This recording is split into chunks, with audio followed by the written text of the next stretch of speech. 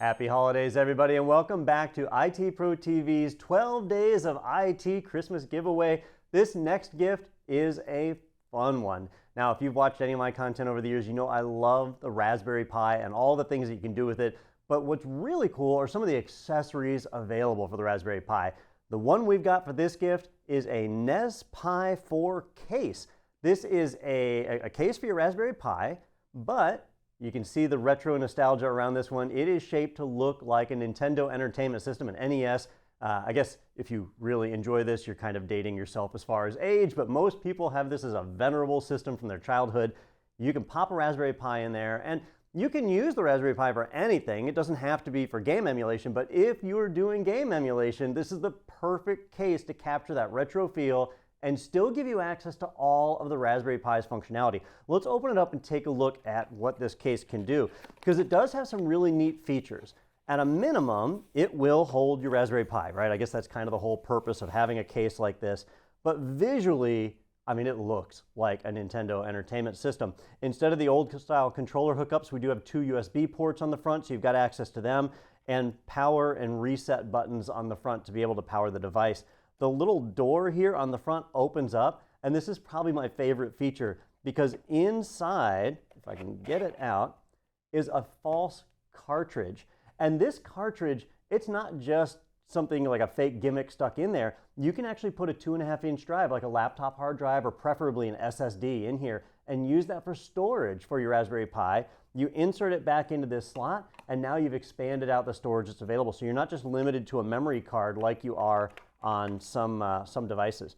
On the inside, you can see that it's got plenty of room in here to power the USB ports. Your Raspberry Pi goes in the center, and all the other logic is on here because they're moving the Raspberry Pi ports all to the back side of the device. So you'll see the HDMI ports, the network adapter port, and so on, all right along the back side. So it looks nice and clean on your shelf. Really, really cool.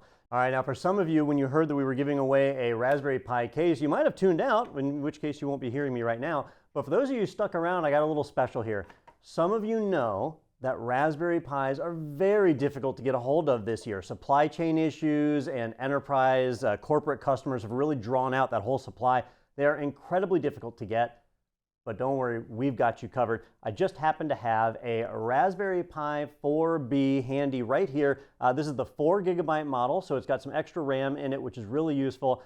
You can pop it right into this case and off you go. So that's something that you need. I've gone ahead and stuck a 32GB memory card in it just to give you access to RetroPie, but you can format that, throw whatever you want on there. You know, if you want to stand up an Ubuntu server running Docker, you can do that in the same configuration.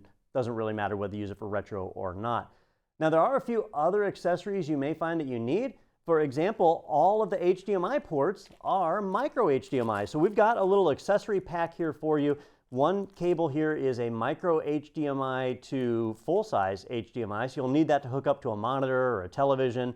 Also, when you're doing retro gaming, that CPU can get really, really hot. So there's a little package of heat sinks in here to help dissipate heat across the device, and there's a fan, which if you're going to emulate something like a PlayStation 1, that generates probably the most heat. The fan really helps to move things along.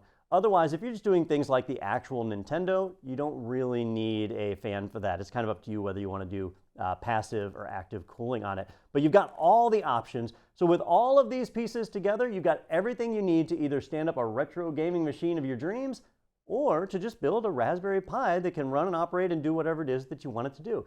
Excellent gift. Really hard to find right now. So I hope that you're all lucky and win this one. Well, that's it for this episode of 12 Days of IT. Be sure to enter to win. Best of luck and happy holidays. If you want to win that or any of the other prizes you've seen on our 12 Days of IT, then head over to itpro.tv/12days and you can sign up to win. Then be sure to subscribe to our YouTube channel so you see all the unboxings as they happen, and then tune in on December 9th at 2 p.m. Eastern Time for the live giveaway where we'll announce the winners to all of the prizes. Thanks so much, see you then, and happy holidays.